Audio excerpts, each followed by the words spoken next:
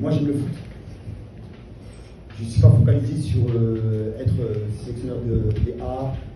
J'ai un parcours vraiment qui est atypique.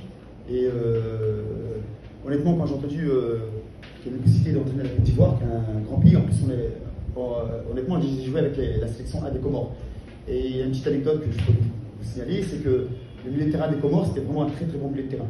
Et la seule équipe qui a dominé notre milieu de terrain, c'est le milieu de terrain de la Côte d'Ivoire.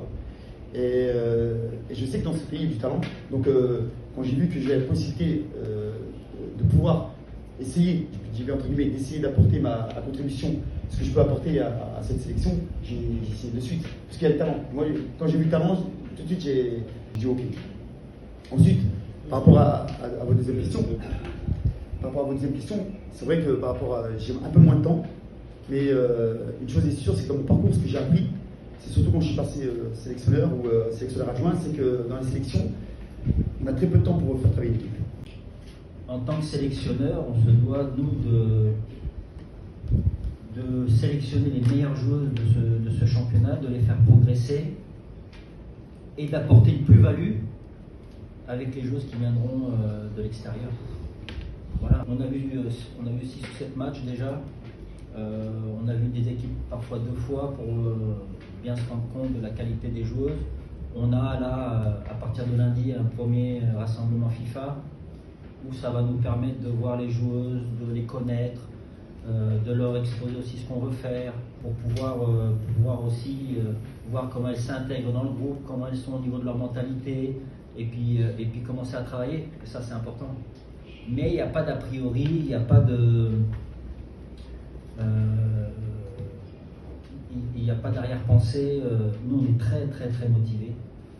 On est très très très motivés parce qu'on a un objectif, qui est de se qualifier en premier lieu pour la CAN. Et alors, il y a quelque chose, et je vais le dire, qui est pour moi, pour Eric aussi, quelque chose qui est un vrai moteur et extrêmement motivant, c'est que l'équipe garçon est championne d'Afrique.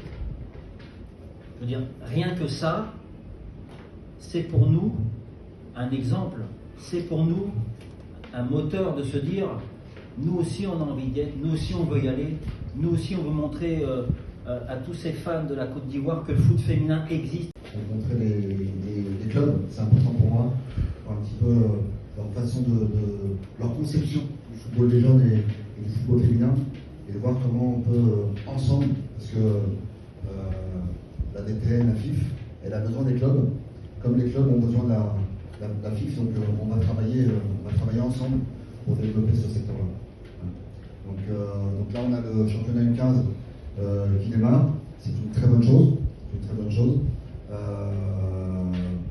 Et puis, on va déployer une stratégie, une vraie stratégie de développement pour qu'en dessous des U15, à partir des U10, U11, on puisse déjà être force de proposition sur l'organisation de championnat au niveau des régions.